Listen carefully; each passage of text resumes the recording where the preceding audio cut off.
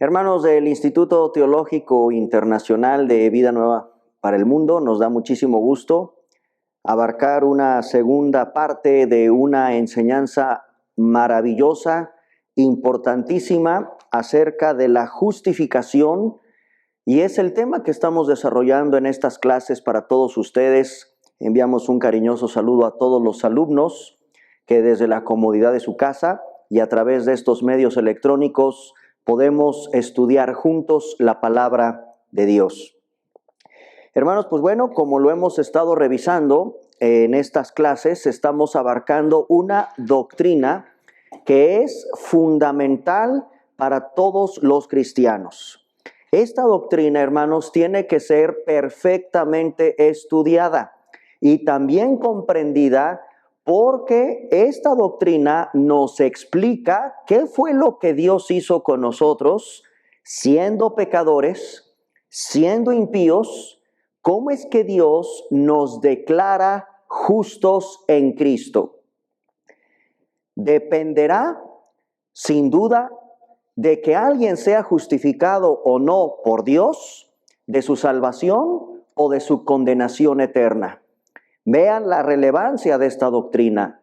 La doctrina de la justificación es una doctrina esencial dentro de toda la enseñanza cristiana bíblica.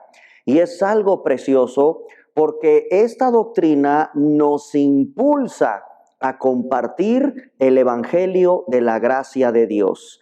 Tú y yo tenemos una gran comisión que compartir, y tú y yo necesitamos hablar precisamente del evangelio, las buenas nuevas de que Cristo vino al mundo a salvarnos. Pero esto lleva más enseñanza de por sí. Cuando Cristo viene al mundo, ¿qué es lo que Él efectúa? ¿Cómo es que ahora haya personas que son condenadas lamentablemente? ¿Y cómo es que hay personas que son salvas? ¿Con base a qué? Todo eso, entre otras cosas, explica la doctrina de la justificación. En la clase número 5, son 9 clases que vamos a desarrollar. En la clase número 5, lo que hicimos fue aprender el significado de la palabra justificación según la Biblia. Y hemos revisado que la palabra justificación significa la aceptación por Dios de una persona como justa.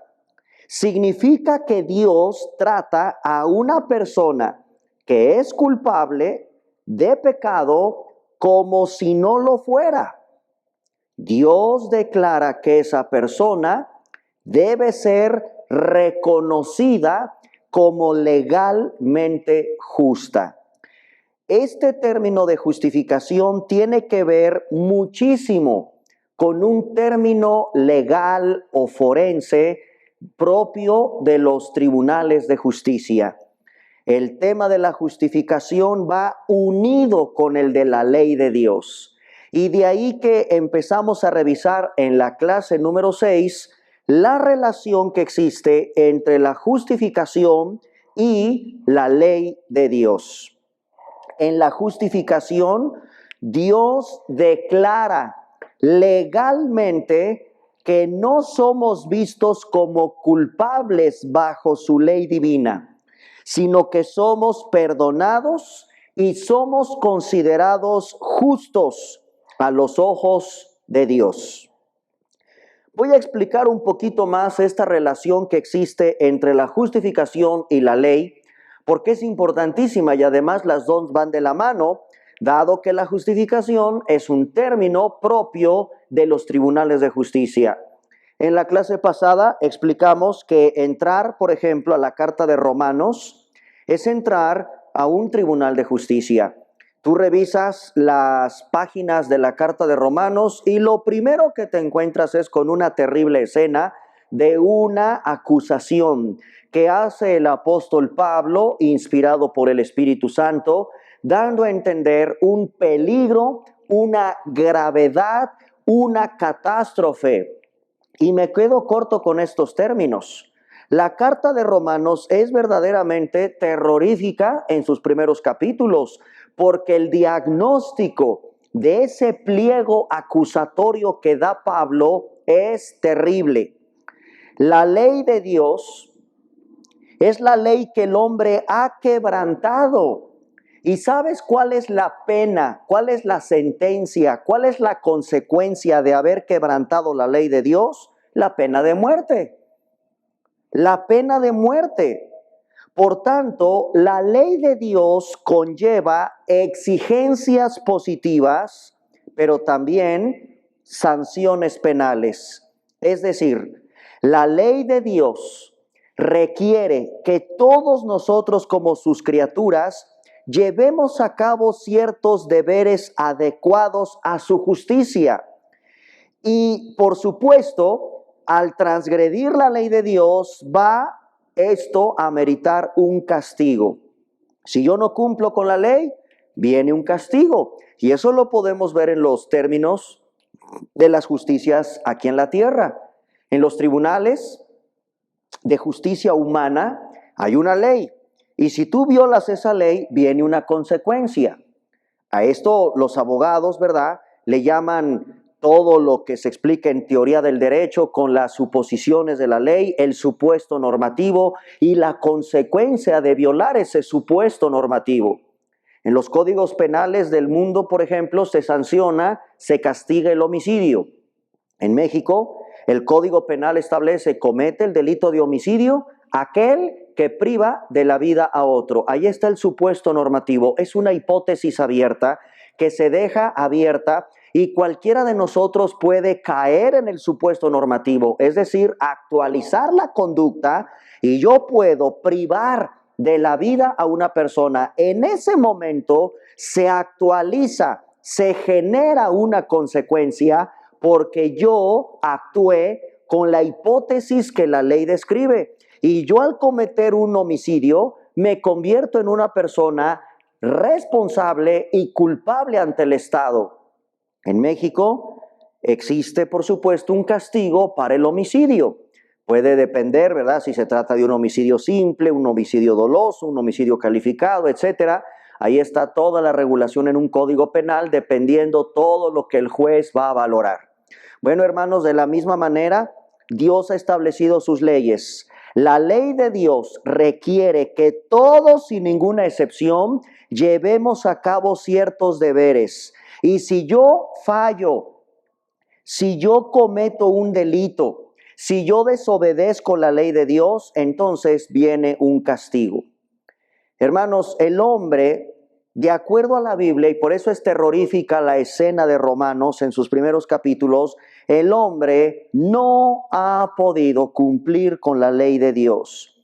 Ni lo amamos a Él como Él nos pide que lo amemos, amarlo con todo nuestro corazón, con todas nuestras fuerzas, pero tampoco amamos a nuestro prójimo. Nosotros mismos tampoco podríamos pagar la pena de nuestra desobediencia sin perecer eternamente en lo que la Biblia llama que será el destino final de esas personas que mueran culpables. ¿Y cuál es el destino final de las personas que mueran sin Cristo, sin ser justificadas, sin ser declaradas justas? La Biblia dice que es el infierno. Ahí va encaminada toda esa humanidad perdida en sus pecados. ¿Por qué? Porque hemos violado la ley de Dios. Y por tanto todos vamos camino al infierno. Dios tiene que salvarnos. Dios tiene que proveernos un sustituto. Dios tiene que proveernos un salvador. De lo contrario, como nadie somos capaces de amarlo y de obedecer sus mandamientos y de amar a nuestro prójimo, viene sobre nosotros el peso de la pena de muerte, y esa pena es eterna, es una separación eterna en un lago de fuego. Para que seamos salvos de esa terrible condición, necesitamos un sustituto. Pero este sustituto no solo debe pagar nuestra pena, sino que también debe de absorber toda la ira de Dios contra nosotros. ¿Cómo no va a estar enojado un familiar? Imagínate en los tribunales de justicia humanos, cuando alguien mata a un ser querido. ¿Cómo están? Es horripilante ir a una audiencia. Hay un enojo, hay una indignación de ver al acusado, ¿verdad? Ahí en la cabina que se pone ahora en el actual sistema de justicia penal acusatorio, donde las audiencias son públicas, pero es verdaderamente indignante. Hay un enojo de los familiares, de los ofendidos, de las víctimas de un delito. ¿Cómo Dios no va a estar airado? ¿Cómo Dios no va a estar enojado? ¿Cómo no va a pesar su ira sobre esta humanidad pecadora porque no le obedecemos, porque hemos violado su ley? Por tanto, hermanos, necesitamos un sustituto que no solamente deba pagar esa pena que ya pesa sobre nosotros, sino que ese sustituto también debe de absorber toda la ira de Dios en contra de nuestro pecado. Y también ese sustituto debe cumplir, debe obedecer todas las exigencias de la ley. A ver, ¿dónde vamos a encontrar a alguien en el universo que sea capaz, número uno, de pagar nuestro pecado, nuestra falta? Número dos, que Él absorba toda la ira de Dios. Y además que sea una persona que sea capaz de cumplir toda la ley. A ese ser que pueda cumplir con todas las exigencias positivas de la ley. Lo que a nosotros nos pide Dios, que no es posible cumplirlo, ese ser lo debe de cumplir.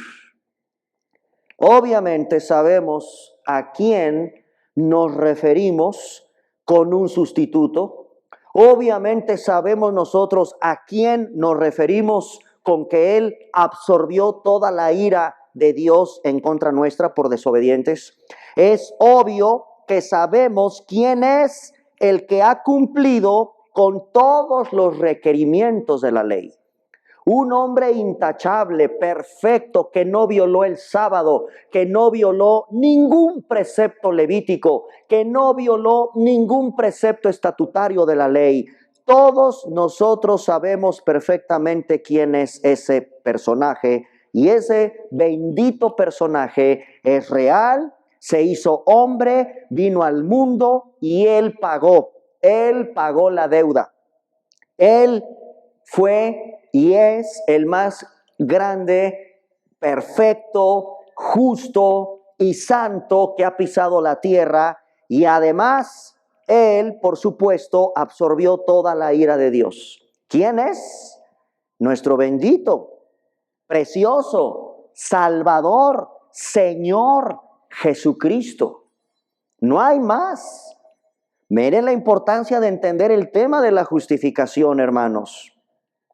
La obra que Cristo efectuó en la cruz del Calvario, al sustituirte a ti y a mí en la paga del pecado, en esa consecuencia de condenación, y el hecho de que Cristo sea el que cumpla toda la ley, vemos una doble naturaleza de la obra sustitutiva de Cristo.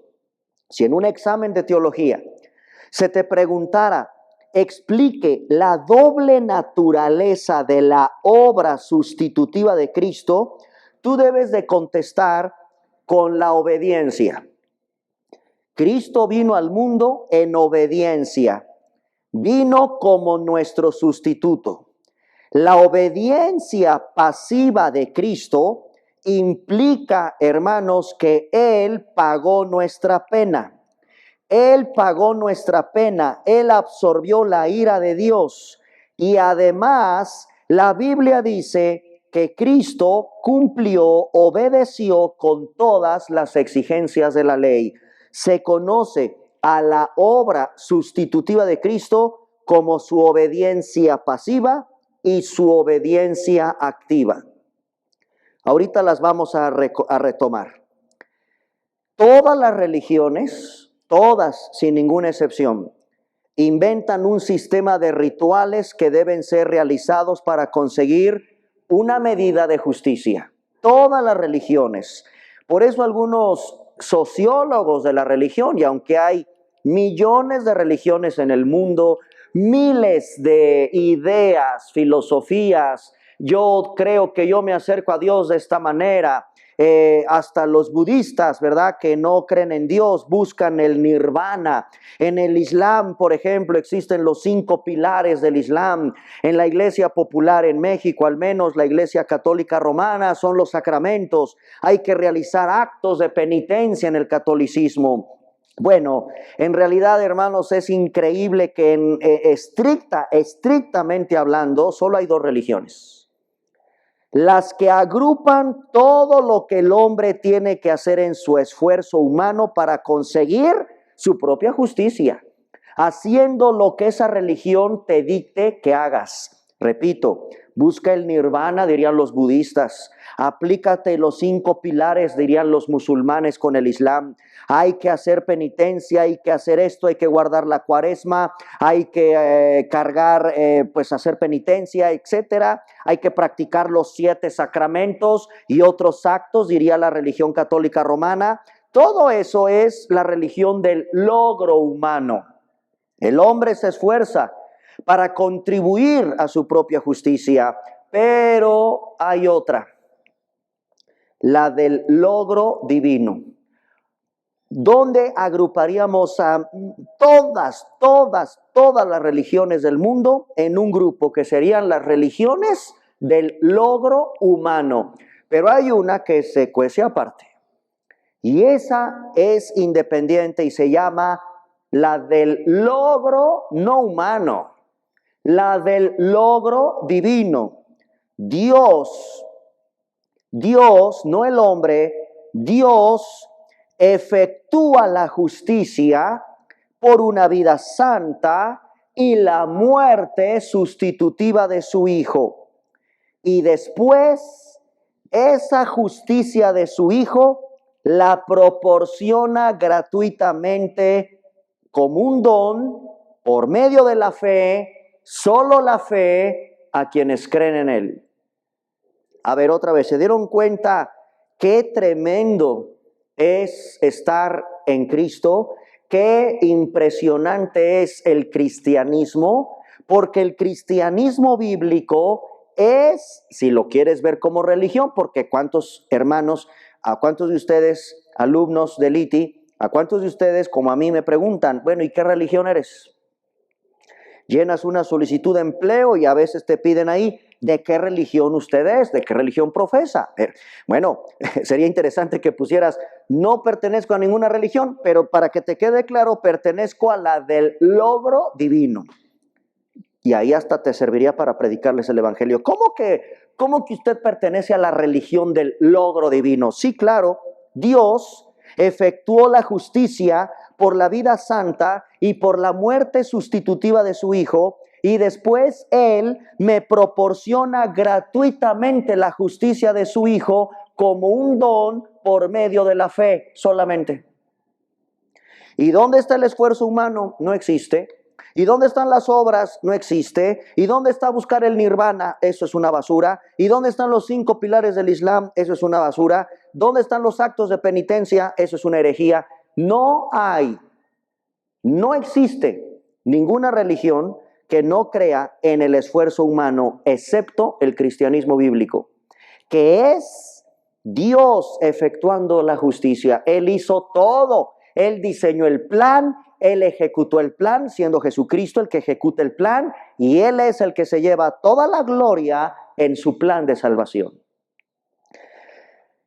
Todas las religiones inventan un sistema de rituales que deben ser realizados para conseguir una medida de justicia. Pero hay un problema. Vamos a Mateo, ahí en casita o donde estés tomando esta clase. Vamos a revisar el estándar tan alto que pide el Señor. En Mateo capítulo 5, versículo 20, Jesucristo en su ministerio público. Fíjate lo que dijo en Mateo capítulo 5, versículo 20, porque aquí en este versículo, hermanos, hay un parangón. Aquí hay un modelo de justicia. Aquí Cristo nos da un parámetro de justicia. Dice Mateo 5:20, porque os digo que si vuestra justicia no fuere mayor que la de los escribas y fariseos, no van a entrar en el reino de los cielos. Aquí hay un tremendo problema, porque Mateo 5:20 es un parangón de la justicia ceremonial de Israel. Para que el hombre entre al cielo, necesita ser justo. Una justicia que supere a la de los religiosos más devotos de la época de Jesús. Y luego, para agravar esto, dice Mateo 5, versículo 48, sean ustedes perfectos, como vuestro Padre que está en el cielo es perfecto. A ver, vaya problema entonces. Cristo está poniendo un parangón de la justicia que representaban los religiosos de Israel.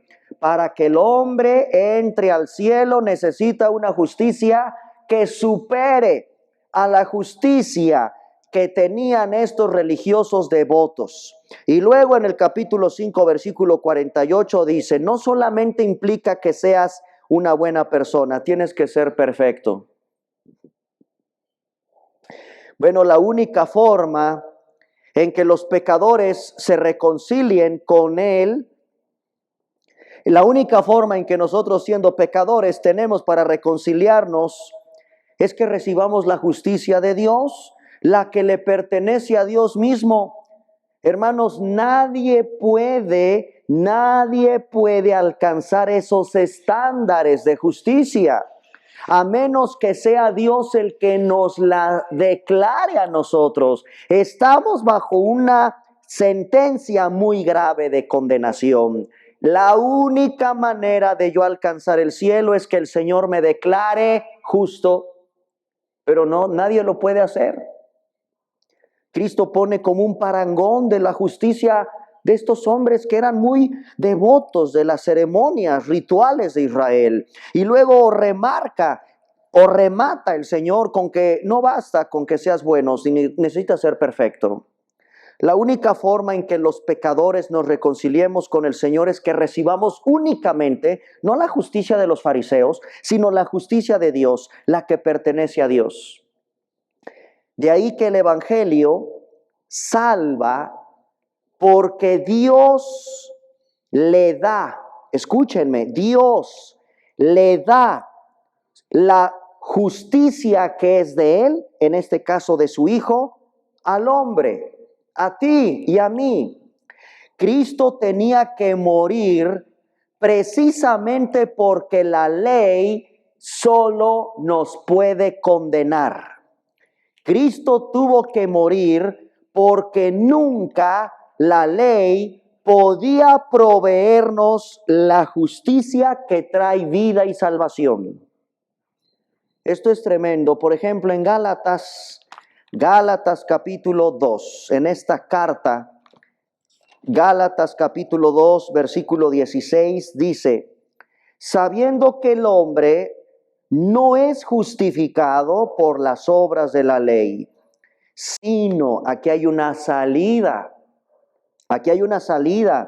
sino por la fe de Jesucristo. Nosotros también hemos creído en Jesucristo para ser justificados por la fe de Cristo.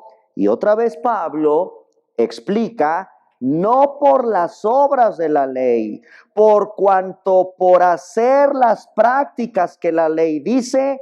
O sea, yo no puedo vivir tratando de obedecer la ley porque nadie sería justificado. En el capítulo 3, versículo 21 de esta misma carta dice, ¿qué entonces la ley? Luego la ley es contraria a las promesas de Dios en ninguna manera. Porque si la ley dada pudiera vivificar, la justicia fuera verdaderamente por la ley. Dice el versículo 22, mas la Escritura lo encerró todo bajo pecado para que la promesa que es por la fe en Cristo fuese dada a los creyentes. Antes que viniese la fe, estábamos confinados bajo la ley, encerrados para aquella fe que iba a ser revelada. La ley, y aquí está la verdadera idea que el Espíritu Santo nos presenta con la ley. La ley es como un ayo. ¿Qué es un ayo? Un guía. La ley es como un pedagogo, un maestro, un tutor que te va guiando cuando tú eres un niño. Tomas de la mano al tutor, tomas de la mano al pedagogo que te va a enseñar el camino, te va a instruir. La ley nos va a guiar hacia Cristo. Porque la ley dice, ya viste que no la puedes cumplir, ya viste que hay un peso tremendo por tu desobediencia y tu rebeldía, entonces necesitas un Salvador. Dios proveyó que la ley fuera nuestra guía para llevarnos a Cristo, a fin de que fuésemos justificados por la fe.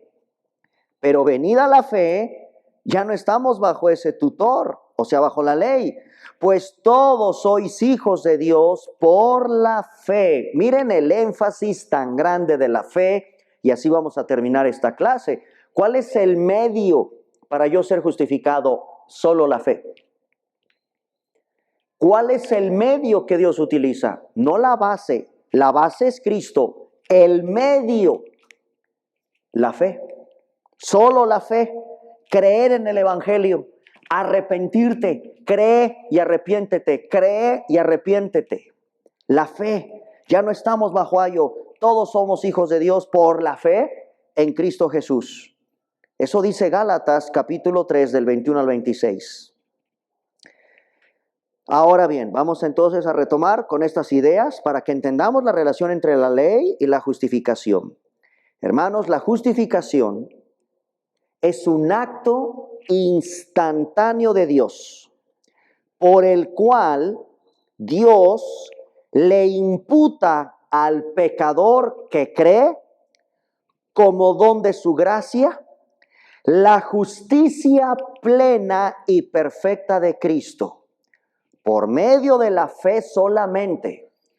Y Dios va a declarar justo, perdonado a ese pecador de toda injusticia y lo libra de la condenación. Eso es la justificación entendida bajo la ley. Es un acto instantáneo de Dios, por el cual Dios le imputa al pecador que cree como don de la gracia de Dios. ¿Qué le va a imputar? Hay un sustituto que sí, palomita, palomita, palomita, palomita, en todo tiene palomita. Cumplió la ley, palomita. Es santo, palomita. Obedece a Dios, honra a Dios, ama a Dios, palomita. Ama al prójimo, palomita. Cumplió con toda la ley, 613 mandamientos de la Torá, palomita, palomita, todos los cumplió. Ese hombre, entonces, la justicia de ese hombre se la voy a imputar, voy a declarar a quienes crean en ese hombre, a quienes tengan fe en ese hombre. La justicia de este hombre, Jesucristo, se la voy a imputar y voy a declarar a ese pecador que por medio de la fe cree en mi Hijo, lo declaro perfectamente justo, perdonado, y lo libro de la condenación. Esto es maravilloso, hermanos. Qué cosa tan hermosa hizo Jesucristo en la cruz. La clase número 7 tiene que ver, y la número 8, con la justificación y, por supuesto, hermanos, con la vida y la muerte de Cristo. Los méritos de Cristo, clase número 8. Clase número 7 la voy a juntar con la 8 porque van juntos. La justificación y la vida y la muerte de Cristo. La vida de Cristo porque es una vida perfecta. Él cumplió toda la ley. ¡Qué tremendo! ¡Qué increíble! Cuando Cristo vino al mundo, Él era el único que cumplió la ley. Ni Caifás, ni Anás, ni Pedro, ningún hombre, ningún judío, ni Pablo, ni Pedro, ni siquiera el prominente maestro Gamaliel, nadie en Israel, ningún ser humano sobre la faz de la tierra ha sido palomita, palomita, palomita ante los ojos de Dios. Solo uno.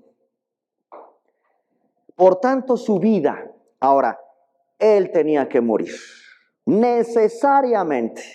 Y además, sus méritos de Él, los méritos de Cristo son la única base. Ahí sí está la base. No es la fe. Cristo es la base de nuestra justificación. Esa es la base de nuestra justificación, los méritos de Cristo. Vamos a entenderlo. Y esto es precioso. En una declaración, los jueces, por ejemplo, en el registro civil, aunque está mal dicho sean jueces, son oficiales del registro civil. Tú vas al registro civil y te van a entregar un acta. Y se pronunciaban hasta hace algunos años unas palabras muy hermosas. Os declaro, marido y mujer. Un minuto antes de que el oficial del registro civil declarara que eres marido y mujer, un minuto antes eran dos personas sin casarse. ¿Me explico? Eran dos solteros que van al registro civil, firman un acta, están los testigos, se hace toda la formalidad que implica un matrimonio en México en el registro civil. Un minuto antes de ir con ese encargado del Estado, del gobierno, para declararte que ya no eres soltero, que ya estás casado con tu esposa, un minuto antes de esa declaración judicial, eres soltero. Un minuto después de esa declaración judicial, no es judicial, de esa declaración administrativa, eres casado. Hermanos, la justificación es lo mismo. La justificación es una declaratoria, es una declaración legal. En términos de abogados, forense, del fuero, de la práctica de justicia. Y la justificación no es una impartición o infusión de justicia. Dios en su palabra nos enseña que la justificación describe, que Dios declara sobre el creyente no lo que hace para cambiarlo. Eso es otra cosa. Es una declaratoria, es un veredicto divino de no culpabilidad. Totalmente justo. No es que en realidad el acusado sea un inocente, sino que lo que implica es que hay otro que ha pagado por completo la pena de ese culpable. Justificar al impío no te hace justo, sino te declara justo. Eso es diferente. Esto es muy importante porque en el catolicismo romano se enseña que la justificación es que Dios te hace justo. O sea, te convierte, te transforma en un justo completamente. Y no porque pues seguimos pecando. No, la justificación, hermanos, no es una aplicación transformadora. O sea, Dios no te transforma en un justo. Lo que hace la justificación es lo que les dije con la declaratoria del registro civil. Te declara marido y mujer, dice el oficial del registro civil. En México, en los términos bíblicos, justificación que hace Dios, te declaro culpable, inocente. Te declaro inocente, siendo culpable. Sigues, en verdad, eres pecador. Esa naturaleza de transformación es un proceso que se llama santificación. En la santificación sí hay un proceso de transformación todos los días, todos los días, todos los días. Y cuando venga la glorificación, Dios quitará este cuerpo de muerte, nos entrega un cuerpo resucitado y se complementa la salvación. La tenemos completa, la tenemos segura, solo que ahorita se llama santificación. Y en el pasado, justificación. Primero la declaratoria. Segundo, el proceso de transformación. Tercero, Dios entregará el cuerpo glorificado sin la presencia del pecado. Entonces, es un veredicto. No es que el acusado sea inocente, porque no, hermanos, no somos inocentes. No somos inocentes. La justificación es, Dios me declaró inocente. Eso es diferente, pero no lo soy. No lo soy. En mi esencia yo soy culpable o era culpable porque me interesa lo que diga el juez. ¿Qué dice el juez? Ya me declaró inocente. Amén. Pero en realidad soy culpable. El acusado es declarado inocente. Justificar al impío no es hacerlo justo. El único que es justo en su esencia, así justo, con declaratoria o sin declaratoria, el que es justo desde su nacimiento es Cristo. El único que es justo en todo, en su esencia desde que nació, es Cristo. Yo no, ni tú tampoco, mi hermana o mi hermano. Justificar al impío no es que nos hacen justos, nos declara justos. Eso es justificación. Por tanto, podemos decir que la justificación es declarativa y no transformadora. La justificación suele contrastarse con la condenación y esto implica una declaratoria judicial. No significa que Dios me hizo justo. No, Él me declara justo, que es diferente. Ahora bien, ¿en qué sentido es justa esa declaración de Dios? Porque Proverbios, como lo vimos la clase pasada, Proverbios 17:15, dice que es abominación que el Señor declare justo al impío. ¿En qué sentido es justa esa declaración de Dios? Verdaderamente no estará Dios cometiendo una injusticia porque pues allá hay culpables y esos culpables merecen el infierno. ¿Cómo que Dios los va a declarar justos si son culpables del infierno, de la condenación, porque son bien pecadores y rebeldes? Somos. Dice además en el pliego de acusación de Pablo, Romanos 3:23, por cuanto todos han pecado. Dice el pliego de acusación de Pablo en Romanos 6:23, porque la paga del pecado es la muerte. Dice el pliego de acusación de Pablo en Romanos 4:5, donde Dios declara, Dios puede declarar, solo Dios puede declarar justificando al impío. Solo Dios. Vamos a revisar esto en Romanos 4:5. En verdad, hermanos, si no han estudiado Romanos, hay que buscar conferencias de Romanos. De hecho, nosotros en Vida Nueva Cuernavaca estamos ya terminando la carta de Romanos. Creo que me llevé más de 3 años predicando domingo tras domingo de manera expositiva la carta de Romanos. Por supuesto, están las conferencias a tu disposición en YouTube, en Facebook de Vida Nueva Cuernavaca, por si te gustaría estudiar con nosotros toda la carta de Romanos, y es maravillosa. Dice el capítulo 4 de Romanos, capítulo 4, versículo 5, mas el que no obra, sino cree en aquel que justifica al impío. Oigan, pero esto no puede ser. Proverbios 17:15 dice que esto no puede ser, Señor.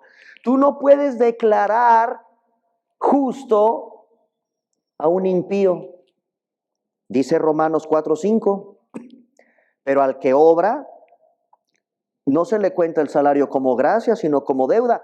Versículo 5, más el que no obra, sino cree en aquel que justifica al impío, su fe le es contada por justicia. Vaya versículo. ¿Cómo le hace Dios entonces para justificar a un impío y mantener intacta su justicia? ¿Cómo puede Dios justificar al impío y ser un Dios justo? que no comete una barbaridad que sí cometemos aquí en los tribunales del mundo. Aquí en los tribunales del mundo los jueces pueden condenar a un inocente y los jueces a veces pueden absolver a un culpable. Eso es una aberración, eso es una abominación. ¿Cómo le hace Dios para justificar al impío? Y el impío ya tiene su sentencia de muerte, condenación, infierno. ¿Cómo puede Dios hacer eso? Bueno, Romanos 4:5, hermanos, declara explícitamente que Dios está justificando al impío. ¿Cómo entonces puede Dios, siendo perfecto, santo, el juez supremo, el juez justo, cómo puede justificar al impío? Esto se conoce en teología. Vamos a Romanos 3:26. Romanos 3:26. Esto se conoce en teología como la doctrina de la imputación.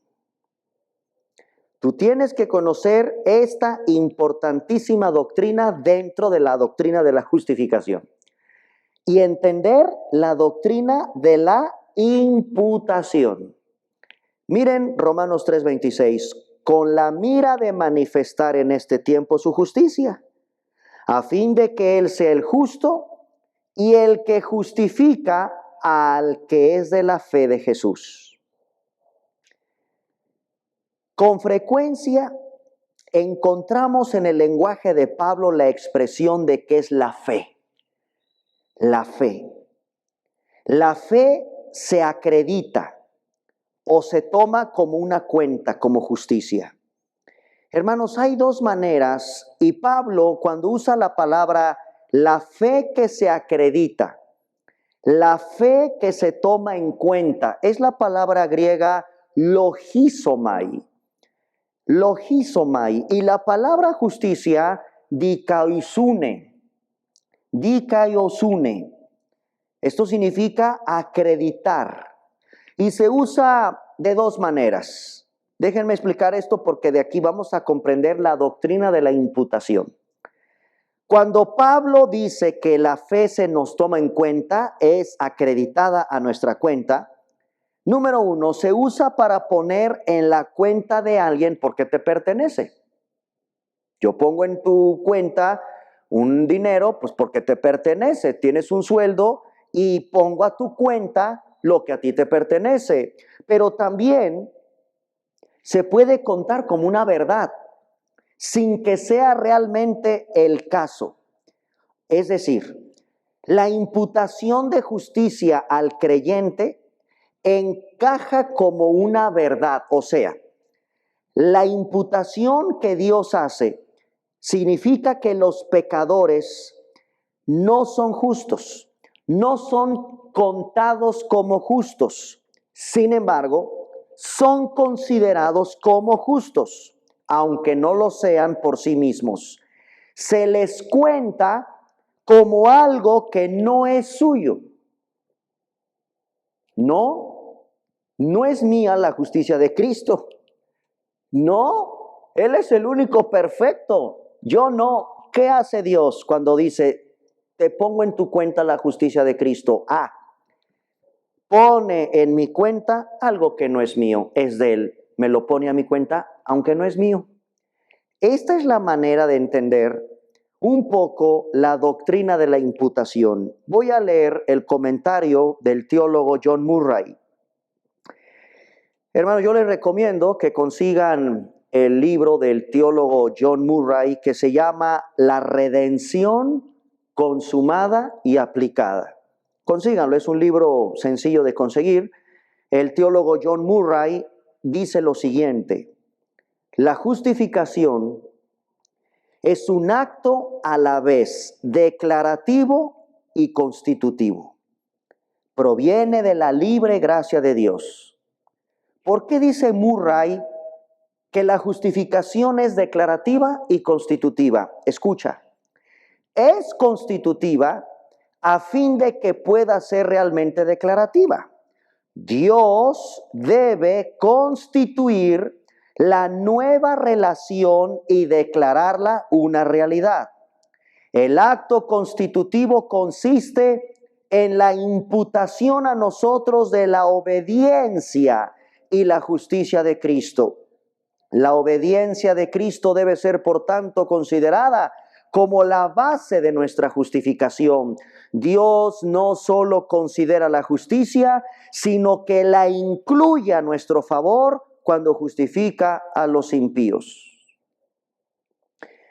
Vamos a explicarlo por si todavía hay alguna duda. El acto declarativo de la justificación se basa en su acto constitutivo de la imputación. Y es un doble acto. Haz de cuenta que es un intercambio. Cristo me va a dar algo a mí, ¿ok? Cristo me va a dar algo a mí y yo le voy a dar algo a Él. A ver, pónganse a pensar un poquito, hermanos. ¿Por qué la doctrina de la imputación es fundamental? Porque implica entender un doble acto. Hay unos himnos que se llaman precioso intercambio. Hubo un intercambio. Dios te dio algo de Él que solo Él tiene y tú le diste algo que solo tú tienes y que es repugnante, pero se lo diste. Este es un doble acto. ¿Qué hizo Dios? Dios imputa, es decir, cuenta, te pone en tu cuenta, acredita, reconoce Dios nuestro pecado y se lo pasa a Cristo. Déjenme tratar de parafrasearlo para entenderlo. ¿Cuál es ese intercambio? ¿Qué le vamos a dar nosotros? Tu pecado. Tu pecado, nuestro pecado. Y lo va a poner sobre su Hijo. Ojo, Cristo jamás se hizo pecador, ¿eh? Eso sería una blasfemia. Cristo conservó su santidad, Cristo conservó su pureza, Cristo conservó su limpieza, su santidad, porque Él es Dios. No puede convertirse en un ser pecador. ¿Me explico? Lo que hace Dios en este intercambio es que tu porquería de pecado y la mía, nuestro pecado se lo pone a Cristo, no lo hace pecador. Y al tener tu pecado y el mío en Él, a Él lo castiga. Es lo que hubiera hecho contigo si sigues con tu pecado. ¿Qué hizo Dios? Dame el pecado, dámelo. Lo entrego, se lo lleva a Cristo en la cruz, Cristo lo toma sobre su cuerpo, Cristo tiene toda esa porquería en Él sin que Cristo se hiciera pecador. Esto es asombroso. Y lo castiga Dios a Él en tu lugar y en el lugar mío. Le imputa. Ahora, ¿qué es lo que Él me da? Al creyente, Dios le entrega la justicia de su Hijo, lo declara. Dios le imputa la justicia ¿de quién? De Cristo, el perfecto en sus mandamientos, el que cumplió los mandamientos, el que no engañó en su boca, el que vivió una vida perfecta. Esa justicia de Él, Dios te la entrega, no te hace justo, te va a declarar justo porque te está poniendo a tu cuenta la justicia de Cristo. Es algo que no te pertenece. No es algo que te pertenezca.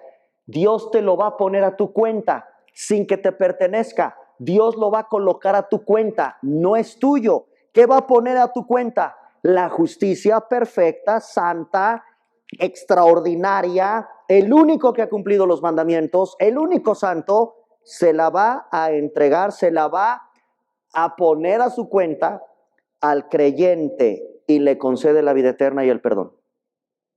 Lo libra de la condenación. ¿Entendieron este doble intercambio? Es un doble acto. Es un intercambio más bien, no es un doble intercambio, es un intercambio. ¿Qué te entregó el Señor? La justicia de su Hijo. ¿Y qué le entregaste tú? Mejor ni hablemos. ¿Qué le entregaste tú al Señor? Mejor ni hablemos. Lo peor de ti y de mí. Lo declaró, lo llevó, él llevó sin que perdiera su santidad, hermanos, y Dios lo castigó a él. Y eso es impresionante. Esto se le conoce la doctrina de la imputación. El perdón de nuestros pecados. La imputación de nuestro pecado a Cristo. Vamos a ver que 2 Corintios 5:21, 2 Corintios 5:21 lo explica. Vamos a tener que revisar, ¿verdad? Con mucho cuidado. Dice, fíjense, 2 Corintios 5:21. Al que no conoció pecado, no lo conoció. Cristo no conoció el pecado. Cristo nació santo, sin pecado. Cristo llegó a los 12 años santo, sin pecado. Cristo llegó a los 30 años sin pecado. No conoció pecado, nunca mintió, nunca le faltó a sus padres, nunca violó la ley. Fue perfecto, cumplió todos los mandamientos de su Padre. No conocía pecado. Y aquí viene la imputación. Por nosotros Dios lo hizo pecado. ¿Para qué? Porque Él me va a entregar su justicia para que nosotros fuésemos hechos. ¿Ya lo vieron? Ahí está el intercambio. Él se hizo pecado sin que se convirtiera en un pecador. Cristo jamás se hizo pecador, hermanos. Esto lo tenemos que entender. Cristo lleva su pecado en la cruz. ¿Para qué? ¿Qué me dio Él? Su justicia. Esa justicia de no conocer pecado se la pone Dios a mi cuenta. A fin de que fuésemos hechos, ahí está, justicia de Dios en Él. Entonces, hermanos, la imputación, esta doctrina de la imputación, yo puse, Cristo llevó, Dios puso mi pecado en Él. Ahora, ¿qué me entregó el Señor? Eso se llama la imputación de la justicia de Cristo a mí. ¿Ok? Cristo me pasa, me pone a mi cuenta, para que lo entendamos, su perfección, su justicia, su santidad. Y entonces Dios, cuando ve eso, a mí me declara justo. ¿Por qué? Porque ve la justicia de su Hijo en mí. Me la puso a mi cuenta. Y al haberla puesta a mi cuenta, ¿qué es lo que Dios ve? Que yo tengo la justicia de su Hijo.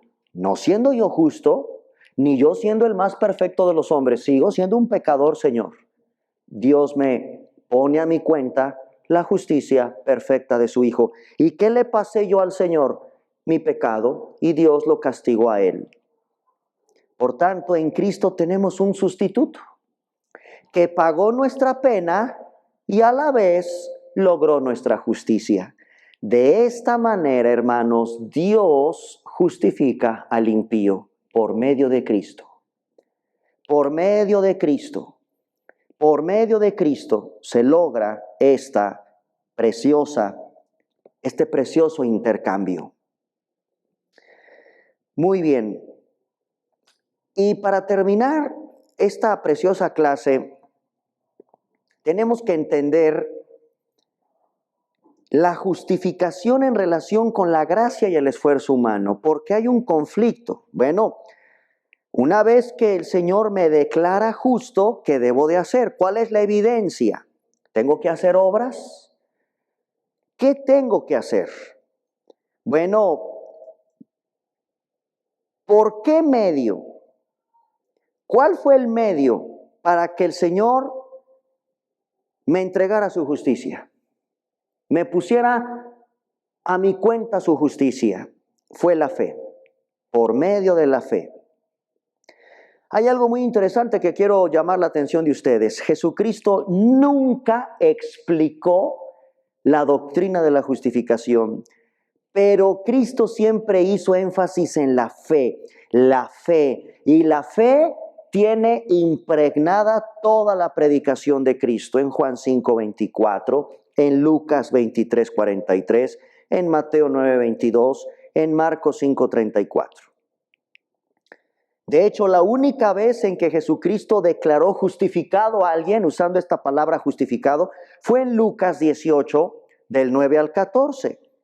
En esta famosa oración del publicano, pecador, ¿verdad? Que se sentía verdaderamente arrepentido y ni siquiera volteaba al cielo de su condición terrible de pecado que él consideraba. Dice Cristo, este hombre regresó a su casa justificado. Increíble que revisen con calma toda la explicación de la enseñanza de Cristo en Lucas 18, del 9 al 14. Termino con esto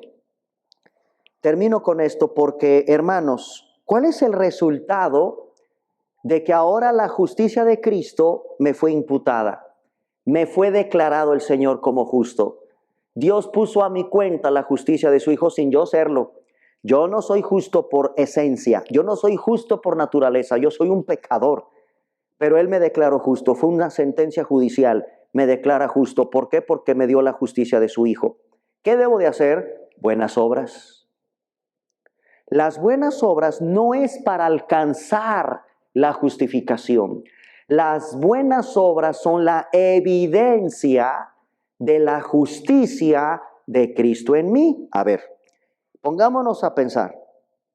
Fue la fe, hermanos, la fe fue el medio por el cual el Señor me puso a mi cuenta su justicia, creyendo en el Evangelio. Y cuando Dios ve que yo creí en el Evangelio y me arrepentí, puso la justicia de su Hijo a mi cuenta, me declara justo. Ahora bien, al Dios declararme justo, es obvio que mi vida debe de ir acompañada de frutos de justicia.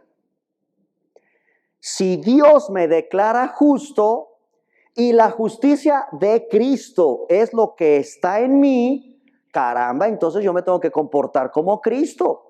Son las evidencias de mis buenas acciones.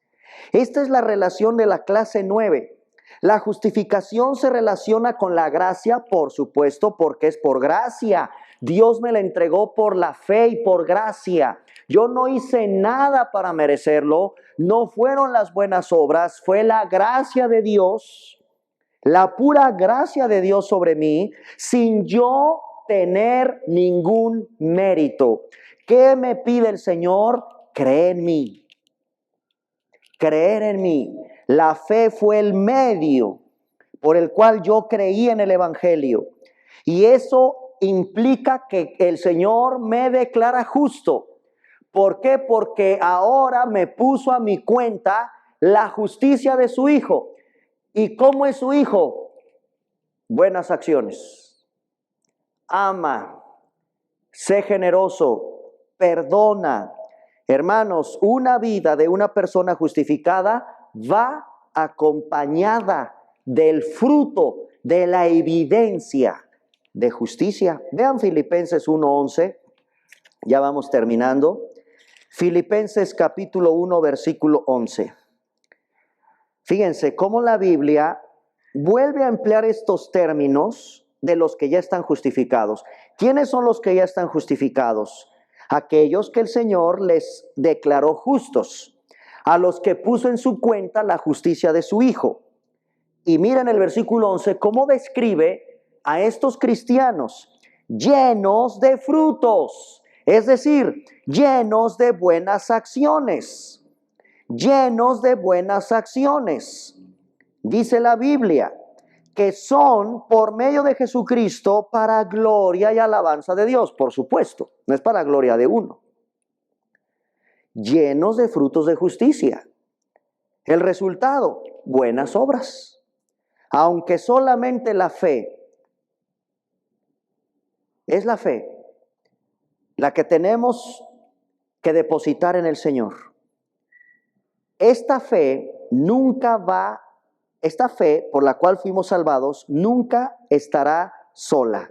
Siempre va acompañada de frutos de justicia. En Juan 15:8, en el Evangelio de Juan capítulo 15, versículo 8, vamos a recordar rápidamente para terminar, en Juan 15:8, lo siguiente: en esto es glorificado mi Padre, en que llevéis mucho fruto. O sea, que se note que eres justificado. Que se note que el Señor puso en tu cuenta la justicia de su Hijo. Dice Juan 15:8, en esto es glorificado mi Padre, en que llevéis mucho fruto y seáis así mis discípulos. Qué hermoso es la evidencia de las buenas obras en la vida de alguien que ha sido justificado, declarado justo, como lo es el tema de esta ocasión, el tema de la justificación. Hermanos, pues con esto hemos tratado desde luego dar unas pinceladas, al menos creo que les he dado la idea central de lo que implica estudiar en la Biblia la justificación. Es una doctrina fundamental, preciosa, maravillosa, que implicaba entender una realidad espantosa, hermanos. Porque justificación, vuelvo a repetírtelo, tiene que ver con una declaratoria judicial. Es una declaratoria judicial de condena. Dios tuvo que intervenir proveyéndonos un sustituto. Ese sustituto, como lo vimos, repito, tiene que ser perfecto, cumplidor de toda la ley de Dios, santo, que pague el precio, que lleve tu condenación, que Dios a él lo castigue y que esa justicia te la ponga a tu cuenta. El único que puede hacer eso es Dios. Dios mismo solucionó la gravedad de nuestro pecado y la gravedad, lo terrorífico de esa sentencia judicial que pesa sobre toda la humanidad sin Cristo. Ahora ya entendemos que en este mundo hay justificados y hay no justificados. Los que no están justificados, mis hermanos, lo digo con mucho amor, temblor y respeto, van camino al infierno.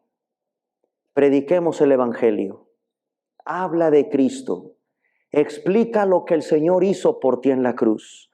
Obviamente a lo mejor no vas a explicarle, a ver, te voy a explicar la doctrina de la imputación y te voy a explicar este doble intercambio entre lo que Dios te dio y lo que tú le diste a Él. Me explico, eso va a ser un poco complejo que lo entienda alguien. Bueno, pero sin duda, la Biblia es tan clara, en el Evangelio es tan claro, y además acuérdate, no corresponderá a ti la salvación de una persona, convencer a una persona, eso es obra únicamente del Espíritu de Dios.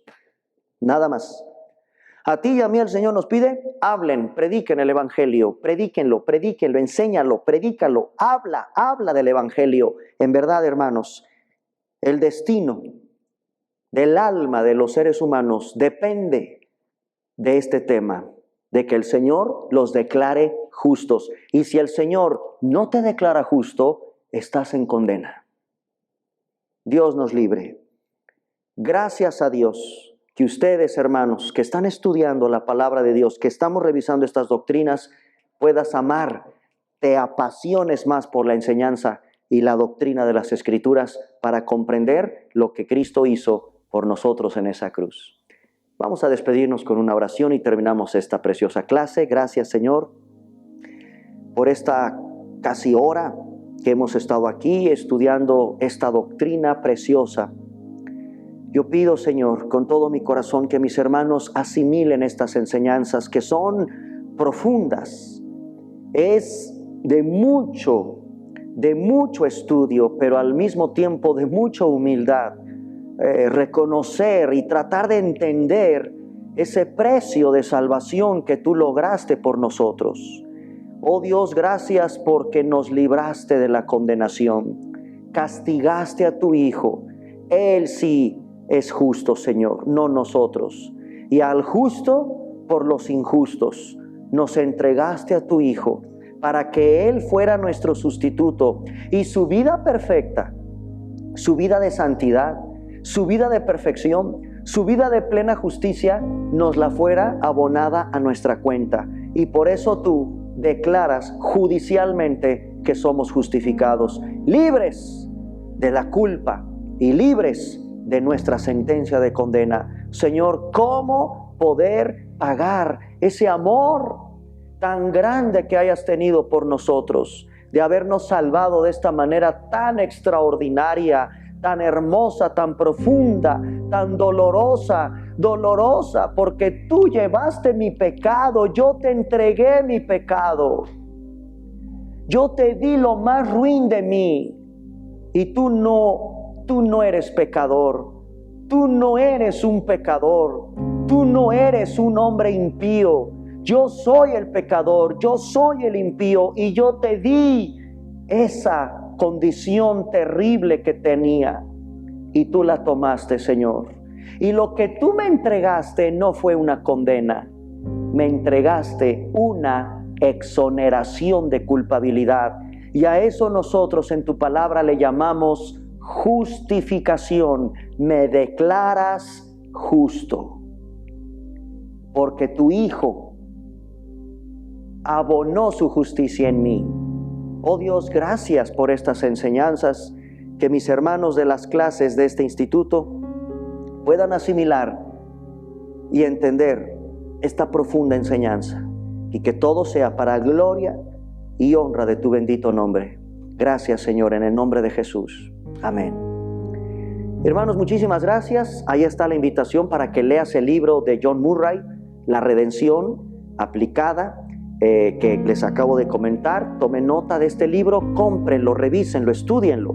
Y además, con mucha confianza, están nuestras conferencias de la Carta de Romanos en Vida Nueva Cuernavaca, para que también revises y repases toda esta carta, que es columna vertebral de la vida cristiana, precisamente para comprender todo el tema de la justificación, de la justicia, de lo que Dios hizo por nosotros. Es una carta obligada, hermano, obligada de estudiar. Y si ya la leíste, vuélvela a leer y vuélvela a estudiar. Es columna vertebral de la doctrina cristiana para comprender lo precioso de nuestra salvación. Qué gusto haber estado con ustedes. Agradezco, hermanos, la atención. Échenle ganas, ya va a terminar el instituto en este año 2021. Un año difícil, pero estamos terminando con la bendición y la paz de Dios. Sigue estudiando, síguete preparando y que el Señor te bendiga. Les felicito en gran manera. Gracias.